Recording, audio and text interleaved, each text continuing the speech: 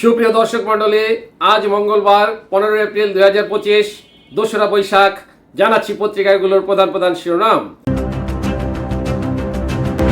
সর্বপ্রথম Ittefaq main heading করছে, গাজায় ইসরায়েলি বিমান বাহিনীর হামলা জোরদার, নিহত বেড়ে 51,000। নেক্সট প্রথম আলোর মেইন হেডিং, দাবি নাচকের পর হাওয়ার্ডের $2.3 বিলিয়ন ফেডারেল তহবিল স্থগিত করলেন ট্রাম্প। নেক্সট যুগান্তরের মেইন হেডিং, রোম নয়, পরবর্তী ইরান যুক্তরাষ্ট্র পারমাণবিক আলোচনা ওমানেই।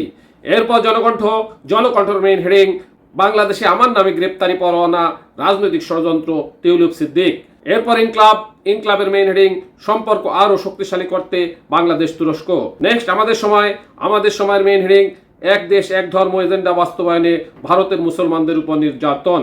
নেক্সট কালের কণ্ঠের মেইন হেডিং, আলোচনা ঐক্যের মাধ্যমে রোডম্যাপ সহ সব সমস্যার সমাধান হবে মির্জা ফখরুল। নেক্সট মানবজমিনের মেইন হেডিং, ইসরায়েলি হামলায় আরো 39 ফিলিস্তিনির মৃত্যু, নিহত 51,000 ছুঁই। এরপর সমকালের মেইন হেডিং, প্রশাসনিক ভবনের সামনে কুয়েট শিক্ষার্থীদের আরেকটি রাত যাপন। নেক্সট জয় দিনের মেইন হেডিং, বাণিজ্য যুদ্ধে পিছালো যুক্তরাষ্ট্র, বিরল খনিজ সম্পদ বন্ধ করল চীন। এরপর বিবিসি নিউজের মেইন হেডিং, বাংলাদেশের বিএনপিকে নিয়ে ভারত এখন কি ভাবছে। নেক্সট আরটিভি নিউজের মেইন হেডিং, নির্বাচনের আগে লুট হওয়া অস্ত্র ব্যবহারের আশঙ্কা। এই ছিল পত্রিকাগুলোর প্রধান প্রধান শিরোনাম। চলে যাচ্ছি যে কোনো একটি সংবাদের বিশ্লেষণে। দর্শক মণ্ডলী, গত 5ই আগস্ট আওয়ামী লীগ সরকার পতনের পর বাংলাদেশে বর্তমানে বিএনপি এখন সর্ববৃহৎ রাজনৈতিক দল। সেই রাজনৈতিক দল নিয়ে প্রতিবেশী রাষ্ট্র ভারতের কি ভাবনা, সেটা নিয়ে বিবিসি নিউজ একটা প্রতিবেদন করেছে। চলুন, বাংলাদেশের বিএনপিকে নিয়ে ভারত এখন কি ভাবছে।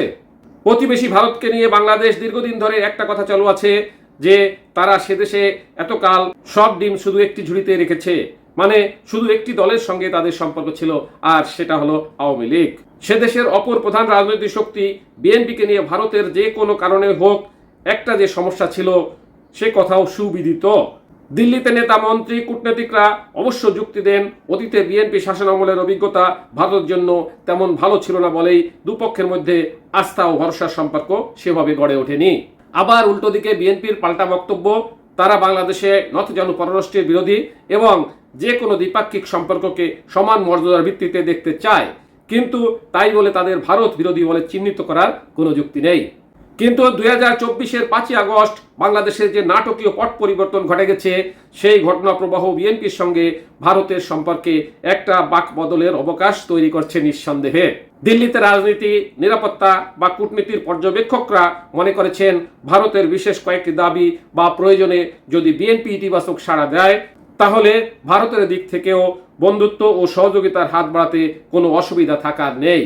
এই ছিল সেখানকার সর্বশেষ পরিস্থিতি এবং পত্রিকাগুলোর প্রধান প্রধান শিরোনাম। সাথে থাকার জন্য ধন্যবাদ। আসসালামু আলাইকুম।